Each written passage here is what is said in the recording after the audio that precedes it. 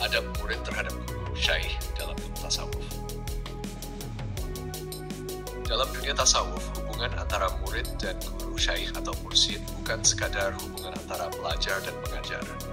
Hubungan ini adalah ikatan rohani yang sangat dalam, penuh adab, penghambaan, serta kasih sayang. Adab murid kepada guru bukan sekadar etika lahiriah, melainkan cerminan kesiapan batin untuk menerima limpahan cahaya ilahi yang Allah alirkan melalui sang guru. Jalan menuju Allah tidak bisa sendiri. Dalam tasawuf dipahami bahwa perjalanan menuju Allah bukan jalan yang bisa ditempuh seorang diri. Oleh sebab itu, seorang salik membutuhkan seorang mursyid sebagai pembimbing rohani, sebagaimana pasien membutuhkan tabib. Tanpa bimbingan guru, seorang murid bisa tersesat oleh hawa nafsu atau tipu daya spiritual yang sangat halus. Imam Al-Ghazali dalam kitab Ihya Ulumuddin berkata, "Barang siapa tidak mempunyai guru, maka gurunya adalah setan."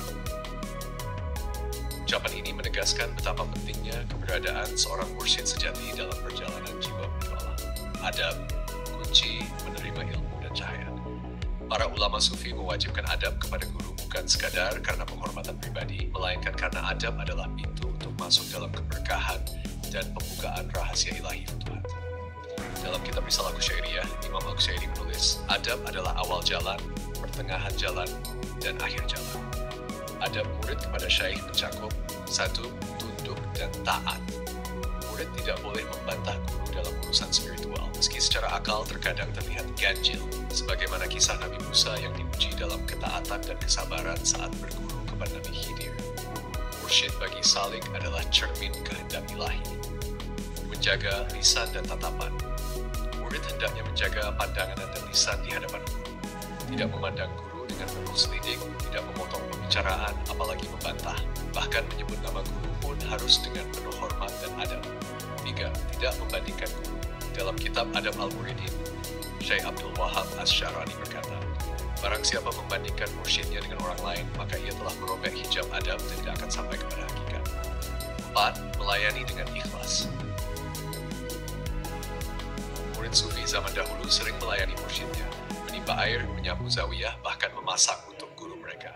Ini bukan bentuk perendahan diri, tetapi latihan mengosongkan hati dari kesombongan. 5. Menerima teguran dan ujian.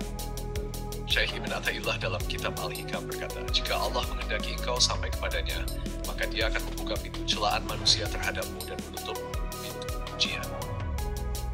Melalui guru, terkadang murid diuji dengan celaan atau perlakuan keras agar luruh keakuannya. Kisah para murid dan guru.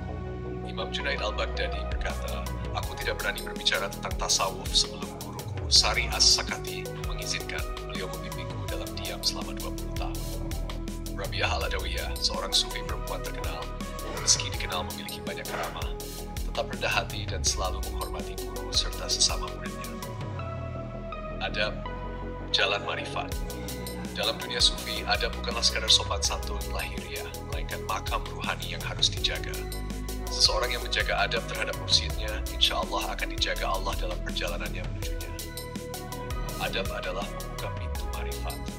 Sebagaimana dikatakan oleh Syekh Ahmad Zarruq. Syarat keberhasilan dalam suluk ada 3. Mursyid yang arif, murid yang beradab, dan istiqamah dalam zikir serta ibadah.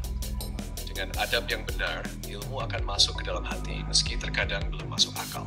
Maka, tunduk dan hormat kepada mursyid adalah bagian dari sujud sejati, tidak hanya di sajadah, tetapi di hadapan ilmu dan bimbingan yang akan mengantarkan menuju Allah. Penjelasan ini hanyalah pemaparan umum. Untuk memahaminya lebih dalam, seorang murid mesti berguru langsung dan menyesuaikan dengan keadaan mursyidnya.